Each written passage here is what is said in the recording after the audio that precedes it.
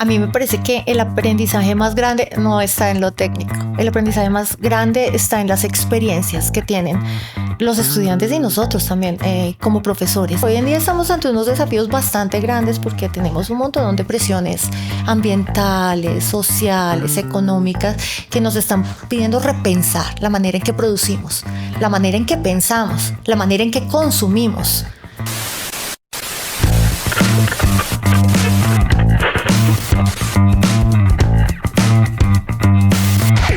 Hola, profe, ¿cómo estás? Qué alegría tenerte con nosotros. Muchísimas gracias, Aleja. Yo estoy más feliz que me hubieran invitado. Me muero de ganas por hablar contigo porque tú trabajas con insectos y muchas veces a nosotros nos dan miedo los insectos o nos dan asco o los evitamos y de pronto no somos conscientes de lo importantes que son y el papel que tienen para mantener el equilibrio en el sistema. Me vas a poner a hablar de insectos. Por supuesto. Mira, yo soy médica veterinaria y yo siempre quise estudiar veterinaria, ¿pero por qué? Porque quería perros y gatos. Okay. Me encantaba la idea de ser la doctora de los animalitos. Sí. Pero cuando empecé a estudiar veterinaria y me metí en el mundo de la fauna silvestre, como en cuarto semestre, quedé súper enamorada. Entonces la vida me ha ido llevando. Cuando empecé a ser profesora de la Universidad Nacional, de inmediato, casi que el primer semestre la vida me metió con los insectos y quedé absolutamente enamorada. Entonces ha sido como un paso de la vida a llevarme a estos seres maravillosos que, como tú me decías al principio, ¿por qué pueden salvar el mundo? Pero sí, porque pueden salvar el mundo. Entonces yo creo que eso es lo que mantiene esa hipnosis en el trabajo, no solamente conmigo, sino con todo el grupo de trabajo. Ya somos un grupo de trabajo muy grande que estamos enfocados en esto y en descubrir de qué manera hacemos que los insectos salven el mundo realmente. Claro que sí, profe. Bueno, más adelante me cuentas cómo los insectos nos van a ayudar a salvar el mundo. Por ahora quiero que empecemos con que nos cuentes cómo nació ese interés por la ciencia, cómo llegaste. Yo siempre, desde que tenía 5 añitos que me enteré en el colegio que era la veterinaria. Me sonó horrible la palabra, pero cuando yo supe que era la veterinaria, que era ser doctores de animalitos, dije, eso es lo que quiero hacer. Tenía 5 años de edad y estaba en el colegio. Y desde ahí quise estudiar veterinaria y ahí empecé. Quería ser la doctora de animalitos. Obviamente uno, ¿qué es lo más cercano que tiene? Perros y gatos. Sí, claro. Entonces era más como por ese lado y ese amor que siempre he tenido hacia los animales y a la naturaleza en general. Entonces, pues por eso siempre fue como que así me fui llevando y por ejemplo en el colegio amé, una de las asignaturas que más amaba era biología. Además que en el bachillerato tuve un profesor maravilloso que era apasionado por la ciencia, por la biología. Entonces más me terminé de enamorar y de convencer de que eso era lo que yo quería hacer en mi vida. Luego ya cuando terminé mi bachillerato yo dije, súper convencidísima, me apasiona la veterinaria, quiero estudiar veterinaria en la Universidad Nacional de Colombia, donde mi mamá y 2 tíos habían estudiado. Entonces yo dije, quiero estudiar en esa universidad maravillosa. Tú ahorita me contabas que a la primera no pasaste, o sea, pero definitivamente querías estar aquí, o sea, porque si finalmente insististe. Definitivamente, la primera no pasé, para mí fue traumático. Yo dije, pues yo paso. Sí. Yo estaba súper convencida y no pasé. Entonces dije, pues me gusta, igual yo no quiero quedarme haciendo nada y claro, quiero hacer algo, y tenía un buen ICFES en ese momento. Entonces pasé de inmediato a estudiar licenciatura en biología en la Distrital y súper feliz.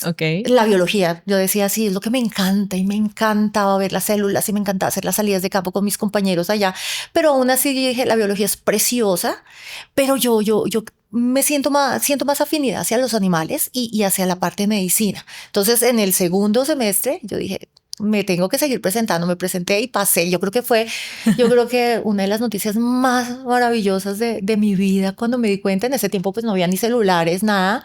Entonces yo tuve que venir hasta acá un domingo. Me acuerdo que salieron las listas y no... ¡Qué felicidad! ¡Qué alegría tan grande! Entonces sí, eso fue... Bueno, y sabiendo que es una alegría tan grande para ti, entonces, ¿cómo fue esa experiencia de ya estar aquí estudiando? ¿Qué recuerdos tienes de esa época de cuando estudiabas veterinaria en la universidad? Bueno, el primer recuerdo fue cuando conocí a mis compañeros. Exactamente hace 30 años. Eso fue a finales de julio de 1995. Y en la fila, haciendo fila para hacernos los exámenes de los primíparos médicos en la torre de enfermería, y conocí a todos los que van a ser los amigos de toda mi vida, que hoy en día, de hecho, pronto tenemos nuestra fiesta de 30 años de habernos conocido. Y ahí ya es lo que te contaba desde el principio, cuando te empiezas a conectar con la gente que tiene tus mismas pasiones, que compartes tantas cosas. Empiezas a conectarte, y desde ahí yo súper feliz. Ya el cambio más notable que hubo dentro de mi carrera fue más o menos en el cuarto semestre, que por amor terminé trabajando con fauna silvestre. ¿Por qué? Porque en ese tiempo mi novio estaba haciendo voluntariado en URRAS, la Unidad de Rescate y Rehabilitación de Fauna Silvestre en la universidad, en la Facultad de Medicina Veterinaria y Zootecnia. Y para pasar más tiempo juntos dije, me voy a meter también con él a hacer el voluntariado. Por supuesto. Y ahí también, aparte de aumentar mi amor por él, pues me aumentó el amor por otro tipo de animales, ya no los domésticos, sino la fauna silvestre. Entonces empecé a enfocarme en la fauna silvestre. Yo quería ser la doctora de animales silvestres, y fue lo que terminé haciendo. Wow. Yo me gradué, empecé a ser profesional en la Unidad de Rescate y Rehabilitación de Animales Silvestres. Fui profesional allá durante 2 años, donde simultáneamente hice mi maestría en biología, en manejo y conservación de vida silvestre, y ya me metí de lleno a manejo, conservación y uso sostenible de fauna silvestre. Me gustaría que nos cuentes también, profe, ¿qué recuerdos tienes de tus profesores, profesoras, alguien que de pronto te haya marcado a lo largo de tu carrera? Cuando empecé a trabajar con fauna silvestre, me empecé a dar cuenta de un mundo aparte, del trabajo en campo, pero también de la parte científica, es decir, de investigar, la parte de cómo experimento y llego a unos resultados. Y en este proceso hay 2 profesores que marcaron, que es la profesora Claudia Jiménez y el profesor Jaime Fernando González, porque ellos nos metían en el mundo. Era como, lean artículos, hagan revisiones, hagan experimentos y me escriben un artículo científico. Y ese proceso de leer, de sintetizar y escribir artículos científicos después de un experimento a mí me encantó. Claro. Y yo dije, wow, qué maravilla. Y se me facilitaba y me encantaba. Y conectar ideas de otros artículos y de otros autores en algo, claro, para llevarlo ya a explicación de unos resultados que yo obtuve en el laboratorio fue como un mundo nuevo, algo que yo no había visto en el colegio, que se me presentó a mitad de semestre en la universidad, y dije, yo quiero dedicarme a la ciencia también, no solo a la fauna silvestre, pero también conectarlo con la parte científica. Ajá. Qué bonito, profe. Me parece que esto conecta con lo que hablábamos hace un rato acerca de también cuál es el papel de la universidad en esa responsabilidad social. O sea, que está muy bien que aprendamos la parte de la ciencia aplicada, la ciencia como tal, pero la parte de la aplicación también es muy importante. Entonces, manejar esos 2 aspectos es fundamental. Claro. Nosotros como profesores de la Universidad Nacional de Colombia tenemos como 3 grandes áreas de trabajo. Una es la parte de la docencia, la otra es la parte de la investigación y la parte de la extensión. Nosotros como profesores buenísimos, ¿no? O sea, porque nos encanta. A mí me encanta dar clases, y me encanta la interacción con los estudiantes. Me encanta, me apasionan desde los primeros semestres hasta los últimos, porque cada uno tiene también sus desafíos, pero también sus cosas preciosas. La investigación es inherente para los que somos acá como de tiempo completo o de dedicación exclusiva, porque es una parte fundamental de nuestro trabajo, que es hacer investigación, publicar. Es rankings, ¿cierto? Sí. En ciencias. Pero la parte de extensión es como la más olvidada, y extensión es de qué manera esto que estamos trabajando, esto que estamos investigando, puede realmente tener unos aportes importantes en la sociedad. Claro. De qué manera nosotros lo podemos llevar y traducir en beneficios desde el punto de vista social. Entonces, es algo que uno no piensa realmente cuando está muy, muy metido en el laboratorio, pero acá sí yo le debo agradecer también a la Universidad Nacional de Colombia que desde la parte de extensión empezó a sacar estas convocatorias de extensión solidaria. Y yo, bueno, ¿qué es esto? No tenía realmente ni idea. Cuando empecé a explorar que había este tipo de convocatorias, decía, ay, lo que yo estoy haciendo puede ayudar a resolver este problema. Claro. Y puedo salir a trabajar con comunidades. Y fue un impacto muy grande porque ese fue también otro paso. Como yo era la profe que le encanta estar con sus estudiantes, que le encanta también trabajar en el laboratorio, pero que le encanta hacer ciencia, y que quería trabajar con comunidades. Y aunque siendo veterinaria de fauna silvestre trabajé en campo, yo no era la de tanto contacto con la gente, porque el trabajo con la gente se dedicaban los sociólogos y los antropólogos. Cuando yo, ahí casi que vomitada a trabajar con una comunidad de firmantes de paz en el 2019, fue como llegar y, ¿ahora qué hago? ¿Cómo les hablo? ¿De qué manera? Es algo que no te enseñan y que nosotros como profesores, la mayoría, por lo menos los que trabajamos más como en ciencias, como en biología, en veterinaria, de pronto en ingenierías, no tenemos tanto contacto como si lo hacen los de ciencias sociales. Nosotros... como que fue, ¿qué hago? Claro, al principio nosotros tenemos ese conocimiento científico de qué manera lo aplicamos, cómo trabajamos, cómo empezamos a comunicarnos con la comunidad. Entonces fue un aprendizaje muy lindo, que otra cosa que se me abrió en la vida y que yo dije, ay, no, las ciencias sociales son maravillosas, son tan necesarias y necesitamos empezar a trabajar interdisciplinariamente. Entonces, por eso desde ese momento, más gente, de hecho profesores también de ciencias sociales hicieron parte también del equipo, porque es de qué manera nosotros facilitamos esa comunicación. Y yo no lo llamo para nada transferencia de tecnología, de qué manera facilitamos ese intercambio de conocimientos, porque yo siento que yo he aprendido muchísimo más de ellos de lo que ellos pueden aprender realmente de nosotros. Y eso es lo más maravilloso de trabajar también con las comunidades y de hacer extensión, de que eso es un intercambio y una simbiosis preciosa de conocimiento que tiene al final unos resultados pues muy positivos.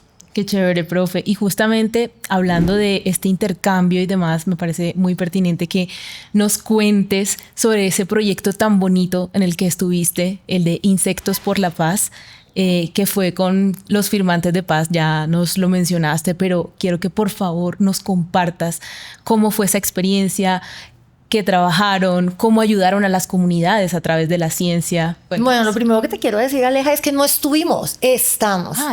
Insectos activos por la Paz continúa. Ha sido muy difícil, pero continuamos.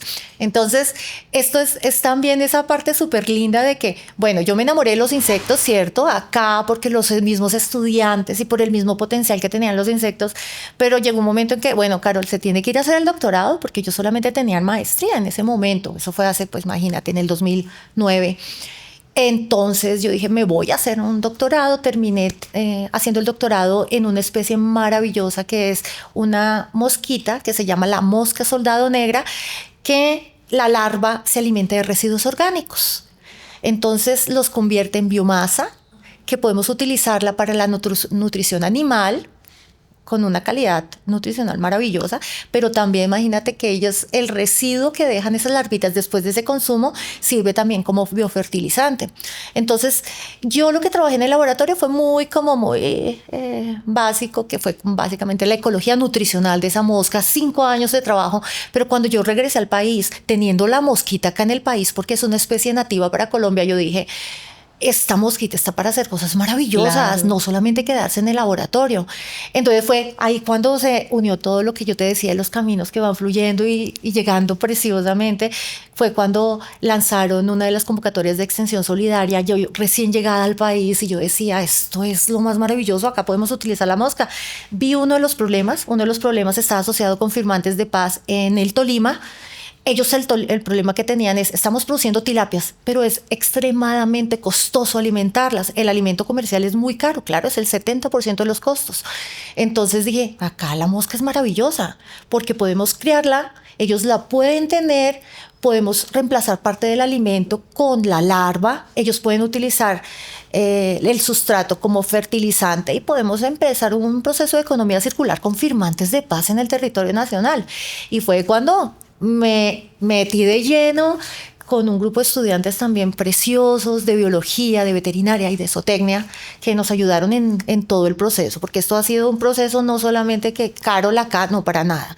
Acá el 80% lo hacen los estudiantes y otros colegas también, que no son solamente de la facultad, sino también de otras facultades, porque estos son procesos interdisciplinarios, multidisciplinares y pues transversales, todo. Entonces por eso es algo que, y yo creo que por eso también como continúa, ¿no? Porque es hecho también con esas ganas de queremos hacer algo, pero aparte uno ya queda también amarrado, lo que yo te decía, es como... Se convierten en una familia. Se convierten en una familia. O sea, tú no puedes dejarlos. Se acabó el proyecto, pero tú no puedes dejarlos. O sea, empiezas a entender muchas cosas de las realidades sociales, sociopolíticas del conflicto armado en Colombia y empiezas a decir, uy, cómo viví en una burbuja estando acá mismo en Colombia. Y es cuando uno entiende que los que vivimos en ciudad y siempre crecimos en ciudad somos extremadamente privilegiados, porque nosotros nos llegan un montón de noticias que muchas veces son falsas y cuando ya tú vas a territorios empiezas a entender. ¿Qué impacto tuvo o ha tenido el proyecto de Insectos por la Paz? ¿Cuáles han sido esos avances, esos beneficios, ese impacto que ha generado en la comunidad y qué logros han tenido con este proyecto? Yo creo que lo más importante es desarrollar esa conciencia social. Claro. Lo primero es, wow, de qué manera acá en la universidad hemos logrado que no solamente profesores, sino estudiantes, hasta inclusive administrativos, conozcan otros tipos de realidades y conozcan otras cosas y abran lo que te decía, esa perspectiva. Creo que concientizar a la gente, ese cambio cultural hacia que existe un territorio, ha sido, yo creo que lo más importante y lo que más ha tenido impacto. Ya llega la parte técnica, ¿cierto? La parte técnica que te estoy hablando, y es que cómo una larvita consume unos residuos orgánicos que nadie quiere, que generalmente los utilizamos, pues los botamos como basura, que van a ir a contaminar, pero que por el otro lado nosotros los estamos recuperando. Esta larvita los está consumiendo, crece y se vuelve un alimento maravilloso para los animales, y la caquita, ese sustrato que deja la larvita, sirve como biofertilizante. Entonces eso es como, ay, ahora estamos haciendo economía circular. Entonces es como, desde la parte técnica, qué bonito. Con la primera comunidad que empezamos a trabajar, que fue en Icononso, Tolima, en el espacio territorial Antonio Nariño, ellos lograron establecer un sistema de producción de la larva, teniendo también como un sistema que también tenía pollos de engorde, gallinas, cerditos, y también tenían diferentes tipos de cultivos. Entonces pudieron incorporar esta producción de la mosca no solamente para alimentar tilapia, sino como para hacer gran parte de un sistema de producción que ellos ya tenían más de tipo agroecológico. Entonces eso fue una cosa muy linda.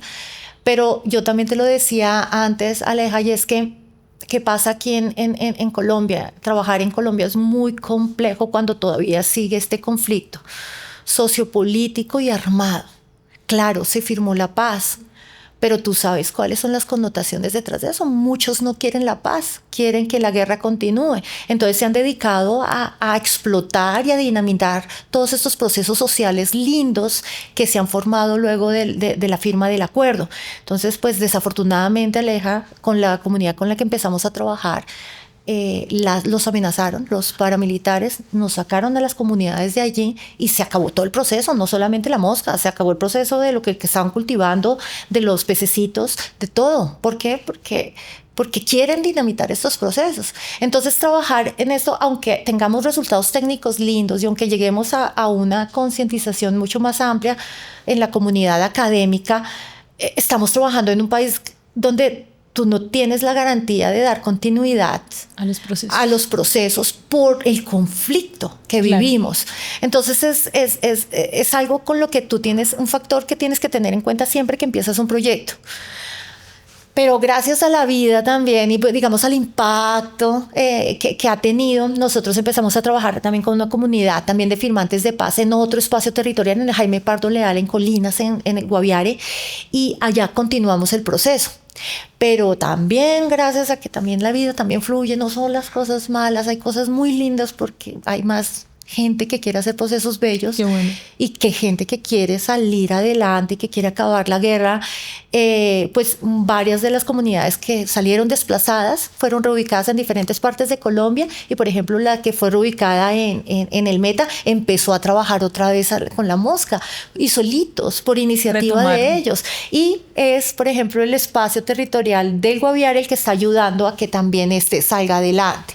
Y ahora con un profe también maravilloso de la sede de La Paz, que es entomólogo y que es apasionado no solo por la ciencia, sino por sus estudiantes, el profe Duvernay. Estamos en otro proyecto de extensión solidaria que nos ganamos en la sede de La Paz, bueno, y con el que estamos ya empezando también Insectos por la Paz con una comunidad de indígenas arhuacos. Okay, entonces genial. Estamos también en ese proceso. Entonces, digamos, estamos así, y pues claro, nosotros también hacemos como un entrenamiento de campesino, o acá lo diría como firmante de paz a firmante de paz, porque ellos van a los espacios, aprenden el manejo y se llevan ese conocimiento a sus zonas. Como claro, no es tan costoso, entonces ellos pueden implementarlo con muy bajo costo. Entonces ha sido un proceso también muy bonito, porque ese es el voz a voz, y es, bueno, así vamos creciendo. Pero pues así se ha, entonces el proceso sigue, poco a poco, ¿no? Y seguimos en él. ¿Sigues ahí? Si te gustó lo que estás viendo, síguenos en nuestras redes sociales en TikTok, Instagram, Facebook y YouTube. @Televisión Unal. Nosotros tenemos series, documentales, este video podcast, y además de eso hablamos sobre muchos temas, porque nuestra pasión es el conocimiento. Me surge la curiosidad, profe, bueno, además de lo que ya nos mencionaste del conflicto armado, ¿cuáles son esos desafíos que tienen a la hora de hacer este tipo de proyectos tan importantes y que deberían conocerse mucho más? Pero ¿cuáles son esos retos? Bueno, el primero que todo es esa situación social que tú no controlas, ¿no? Es algo que se te sale de tu mesa de juego. El segundo también muy grande es la parte económica, porque ustedes saben todos los desafíos que nosotros tenemos en el sector educativo en Colombia, y sobre todo por las instituciones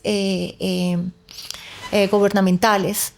Que no tenemos un presupuesto muy alto realmente para educación.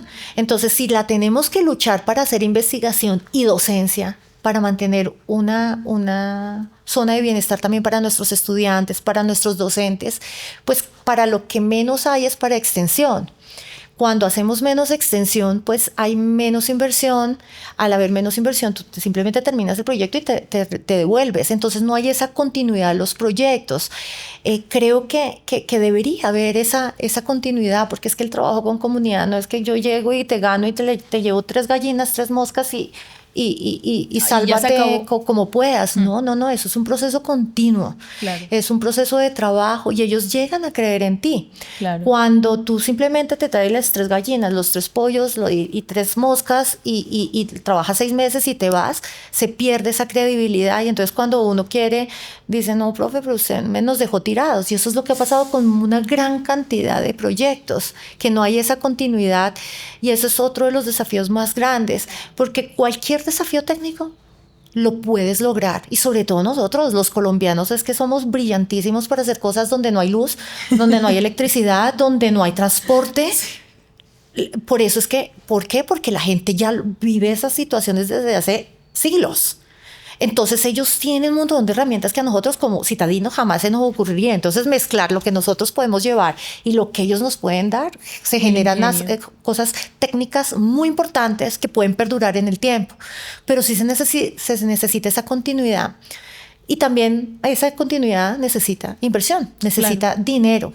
Y no es para mantener a las comunidades, es porque realmente se necesita ese acompañamiento. Y mira, Aleja, que ellos a veces ni siquiera lo que quieren es dinero, para nada. Ellos lo que necesitan es como un apoyo y decir, profe, podemos ponerla acá, que nos vamos a presentar esa convocatoria. Y yo, claro, de una, es como que te sientan aliado del proceso y que saben que vas a estar ahí siempre, ¿sí? Es ese tipo de cosas que creo que se necesita promover más en la academia. Es Tú tienes un impacto que puede ser muy grande y necesitas sacarlo. De qué manera podemos apoyar a todos esos profes que tienen unas ideas maravillosas, que hacen unas cosas, lo que hablábamos previamente, ¿no? Antes, sí. ¿Cómo hacemos que reunir todos los conocimientos que los profes producen y de qué manera lo llevamos a la sociedad? Claro, y que no se nos quede el conocimiento acá guardado en el laboratorio o en la biblioteca, sino en el libro. Sí, sino que tenga un impacto y que las personas... Y fíjese también lo que decía usted, profe, hace un momento, los estudiantes aprenden mucho de estos proyectos, aprenden incluso más que en el aula de clase. Entonces, también hay una responsabilidad social por parte de la universidad, por así decirlo, con estas comunidades y con la construcción de país. Exactamente. A mí me parece que el aprendizaje más grande no está en lo técnico. El aprendizaje más grande está en las experiencias que tienen los estudiantes y nosotros también como profesores. Y me parece que este tipo de proyectos de extensión deberían ser mucho más grandes y ser combinados con la parte de docencia y con la parte de investigación. Creo que estaríamos sacando estudiantes mucho más preparados a resolver desafíos que realmente se necesitan hoy en día. Hoy en día estamos ante unos desafíos bastante grandes porque tenemos un montón de presiones ambientales, sociales, económicas, que nos están pidiendo repensar la manera en que producimos, la manera en que pensamos, la manera en que consumimos. Y eso lo da el trabajo con territorios, el trabajo interdisciplinario, el trabajo también en que podamos mezclar diferentes experiencias y diferentes actores, porque acá no estamos hablando de solo comunidades o estudiantes o el profesor o la empresa, estamos hablando también de hacedores de políticas públicas. Entonces eso es un trabajo grande, intersectorial también. Ya tenemos un panorama bastante amplio de estos proyectos en los que estás y me alegra mucho que lo hayas compartido con nosotros. Ahora me gustaría que habláramos sobre esa relación que siempre has tenido con el arte, que también te gusta mucho, y que nos cuentes, porque por acá nos trajo la profe unos juegos, nos trajo algunos productos que ella ha diseñado. ¿Cómo integras el arte con tu quehacer como docente? Wow. Esa es otra pregunta preciosa, porque desde pequeñita a mí me ha gustado mucho escribir. Yo siempre tuve como esas ganas de escribir y me encantaba escribir. Cuando fui más grandecita, de hecho acá en la universidad yo hice parte también de un grupo de teatro. Ay, qué chévere. También hacía cerámicas, hacía muchas cosas manuales y seguía escribiendo. Escribía poesía y bueno, todo eso. Pero ya cuando tú te gradúas te vuelves el adulto, ¿no? Y el adulto es ya empiezas a trabajar y te concentras en lo que quieres, puesta ¿no? En su sitio. Entonces fue como que simplemente paré, la dejé a un ladito. Pero cuando tú ya empiezas a compenetrarte acá y a darte cuenta como profesor que la vida cambia, todo es cambiante y que los estudiantes de hace 20 años no son los mismos estudiantes de ahora. Tú dices, tú necesitas transmitir este conocimiento de una manera diferente. Nosotros en la universidad hablamos mucho de ese pensamiento crítico, ¿cierto? De qué maneras podemos promover el pensamiento crítico, que creo que es lo que realmente va a aportarle mucho más al estudiante si nosotros logramos explorar y de qué manera podemos explorar eso. Pues resulta que los estudiantes de ahora son mucho más visuales de lo que éramos nosotros hace 30 años. Entonces no es solamente el pensamiento crítico, sino ese pensamiento visual. Entonces resulta que en el camino también mágicamente y preciosamente también vinimos a unirnos con otros profesores que también les encanta este tipo de trabajo. Entonces, por ejemplo, ahí conocí a profesores de artes, específicamente profesores de diseño gráfico, por ejemplo, Toño, por ejemplo, Felipe Padilla, y después en el camino más gente. Entonces tenemos un profe de medicina que trabaja con inteligencia artificial, pero también diseña juegos. Entonces, la vida nos fue uniendo y empezamos a trabajar y digamos, bueno, ¿qué hacemos nosotros de diferentes disciplinas, pero apasionados por eso? Entonces, creamos un grupo que se llama Jugatorium, Jugatorio UN, y empezamos a repensar la manera de crear herramientas pedagógicas.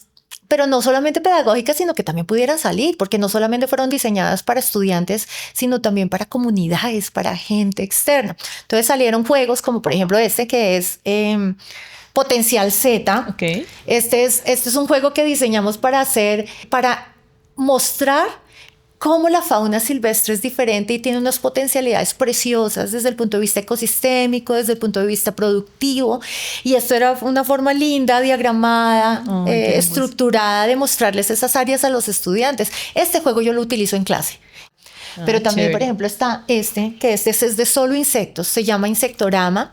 Este también ha sido súper bonito porque era de qué manera nosotros mostramos no solo las cosas, porque sí, yo sé que a la gente no le gustan mucho los zancuditos, ni tampoco le gustan muchos algunos que producen enfermedades o las cucarachitas, pero resulta que tienen unas cosas maravillosas. Entonces, ¿de qué manera podemos como juntar las cosas y mostrar si hay problemas con los animalitos, con estos insecticos, pero es porque nosotros hemos desbalanceado el ecosistema y por eso es que pasa lo que pasa, ¿cierto? Pero ellos, los seres más diversos del planeta, los que tenemos más riqueza a nivel mundial y que han ocupado toda gran cantidad de nichos, tienen un montonón que mostrarnos y enseñarnos. Pero también hay juegos diseñados por estudiantes de maestría que he tenido. Caramba, también. Este es un estudiante súper pilo, precioso, que le encantan las arañas. Okay. Y diseñó un juego para enseñar sobre arañitas. Él es un profe de una escuela rural en un páramo muy cercano a Bogotá y él quiso diseñar una herramienta porque le pareció precioso y lo acompañamos en ese proceso. Entonces me parece que el juego no solamente te conecta desde el punto de vista pedagógico en una institución académica, sino te conecta para afuera, generar sensibilidad no solamente a este tipo de seres, sino para mejorar la conexión con la naturaleza de diferentes personas. Claro que sí, profe. Qué bonito y qué bueno que también a través del juego y haya otras alternativas para acercarnos al conocimiento que seguramente van a conectar a los estudiantes de una manera mucho más profunda con lo que estamos estudiando. Yo quiero que nos digas, profe, así brevemente, ¿por qué los insectos pueden salvar el mundo? Como hablábamos antes, que es algo que me genera mucha curiosidad. Bueno. Los insectos hacen parte del grupo de animales más antiguo del planeta. También es el grupo más diverso del planeta y es el grupo más abundante del planeta. ¿Eso qué significa? Que son increíblemente exitosos. ¿Por qué? Porque ocupan una gran cantidad de nichos y tienen un montonón de funciones ecológicas y que ahora también se volvieron sociales, que pueden ayudar a solucionar un montonón de los problemas que tenemos hoy en día.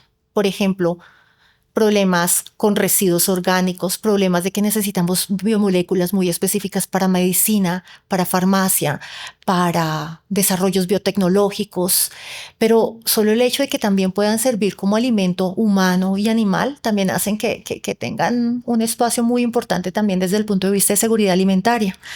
Entonces hay tanta diversidad y tantas funciones impresionantes y maravillosas en el ecosistema que nosotros podemos estudiar y ver y decir, los insectos realmente pueden ser una solución a casi que todos los problemas que tenemos hoy en día y que nos están enfrentando. Y por eso yo digo, los insectos realmente pueden salvar el mundo. Bueno, profe, y bueno, hablando de tu relación con tus estudiantes y con los jóvenes, me gustaría que hoy cerremos con un consejo para esas personas que se quieren acercar a la ciencia, a la veterinaria, que tienen ese interés. ¿Qué les dirías a esos jóvenes que hoy te están escuchando? Yo digo que no solamente a la veterinaria o a la biología, esto es un llamado para la gente que haga lo que le nace del corazón. No necesitas ser o veterinario o biólogo o abogado, sino nosotros todos nacemos con unas habilidades increíbles para un montón de cosas y eso es lo que hay que explorar, porque yo creo que uno está en esta vida para ser feliz y ser feliz también haciendo felices a otros. Creo que eso es lo más importante, y en la medida que tú ames lo que haces, vas a ser más feliz y vas a ayudar a muchos más. Entonces es simplemente hacer lo que quieras, lo que te nazca realmente el corazón, y se puede. Yo sé que hay personas que hemos tenido muchos más privilegios que otros, ¿cierto? Y que pues vivimos en un país donde hay gente más privilegiada que otro y todo eso, pero hay herramientas, digamos, para poder salir. De hecho, en este proceso de hacer fanzines, de conectar con gente, artistas, con ilustradores, de hecho estoy haciendo un curso de ilustración, hay tanta gente que dijo, yo quiero explorar el arte como mi forma, mi familia se puso en contra, pero quería hacerlo y he logrado salir. No me voy a hacer rico ni eso, pero ese no es mi fin es ser feliz. Entonces es como encontrar también a otras personas. Hay gente que es muy feliz en ciencia, hay gente que es muy feliz como siendo profesora en la academia, hay gente que es muy feliz desde muchos aspectos de la vida y es más como tratar de explorar esas cosas que te hacen feliz. A medida que tú eres feliz, yo creo que te inspira a hacer cosas que hagan más felices a otros y yo creo que es la manera de poder tener empatía con el resto del mundo. Entonces no es solo hacia una carrera. Yo amé esta carrera, pero lo que te decía, yo soy médica veterinaria de formación, pero en este momento no creo que le esté aplicando directamente todos los 5 años que hice de mi carrera, pero pues fue indispensable y no me arrepiento un ápice de haber estudiado esa carrera. Te van llevando, pero a la medida que eres más conectado y feliz con lo que haces, yo creo que la vida te va llevando también a hacer esas cosas bonitas que pueden salirse completamente de lo que en un día pensaste. Todo es cambiante y es importante estar adaptado a todo. Ay, profe, muchas gracias. Qué bonita respuesta y ojalá que las personas que te estén escuchando la escuchen con todo su corazón y tomen esas decisiones que los lleven a construir una vida feliz. Muchísimas gracias, Ale, por esta entrevista tan bonita. La pasé muy rico. Ay, qué bueno. Fue muy profe, chévere. Me alegra. Bueno, profe, muchísimas gracias. Espero que te vaya muy bien en todos tus proyectos y que salvemos al mundo con los insectos. Vamos a seguirlo haciendo. Mil gracias.